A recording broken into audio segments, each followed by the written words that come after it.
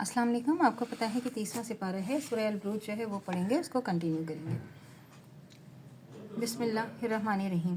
قسم ہے برجوں والے آسمان کی 1 اور اس دن کی جس کا وعدہ ہے 2 اور قسم ہے حاضر ہونے والے کی اور اس کی جس میں حاضری ہوئی ہے 3 کہ خندق والے ملعون ہوئے 4 یعنی بہت سے ایندھن کی آگ والے 5 جب وہ لوگ آگ کے پاس بیٹھے ہوئے تھے 6 اور وہ دیکھ رہے تھے کہ جو کچھ مسلمانوں کے ساتھ کر رہے تھے 7 ان کو مومنوں کی یہی بات بری لگی تھی کہ وہ خدا پر ایمان لائے ہوئے تھے جو بڑا ہی زبردست ہے, سزاوار حمد و ثنا ہے.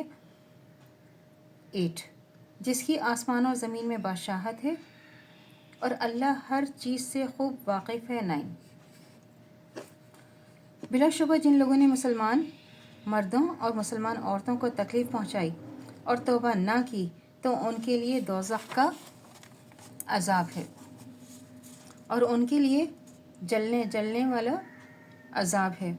بلا شبہ جو ایمان لائے اور نیک کام کرتے رہے ان کے لیے باغات ہیں جن کے نیچے نہریں بہہ رہی ہیں, یہ بڑی کامیابی ہے. 11 بے شک تمہارے رب کی گرفت بڑی ہی سخت ہے. 12 وہی پہلی بار پیدا کرتا ہے, وہی دوبارہ زندہ کرے گا. 13 وہی بڑا بخشنے والا اور محبت کرنے والا ہے. 14 عرش کا مالک بڑی شان والا. 15 جو چاہتا ہے کر دیتا ہے. 16 کیا تم ان لشکروں کا قصہ پہنچا ہے. 17 یعنی فرعون اور سمود کا قصہ. 18 بلکہ یہ کافر تکذیب میں ہے اور خدا بھی ان کے ادھر ادھر سے گھیرے ہوئے ہے. 20 بلکہ وہ تو ایک عظمت قرآن ہے. 21 جو لوح محفوظ میں لکھا ہوا ہے. 22 دیکھیں نا, اللہ تعالیٰ نے دیکھیں ہر چیز اللہ تعالیٰ ہمیں بار بار یاد دہانی کراتے ہیں. بار قرآن میں ایک چیز بار بار کیوں آتی ہے؟ وہ اس لیے آتی ہے کہ انسان بہت ہی بھلکڑ اور ناشکر ہے. ایک تو وہ ناشکرہ بہت زیادہ ہے, بھلکڑ, وہ ہر چیز بھول جاتا ہے اور اس کو بار بار یاد دہانی کرانے کی ضرورت ہوتی ہے. اور اللہ تعالیٰ بار بار ہمیں بتاتے ہیں. اس میں دیکھیں کیا اللہ تعالیٰ بروج میں بتا رہے ہیں کہ جنہوں نے مسلمانوں کو بھی تکلیف دی ہے نا, تو ان کے لیے کتنا بڑا عذاب ہے, ان کے لیے دوزخ ہے.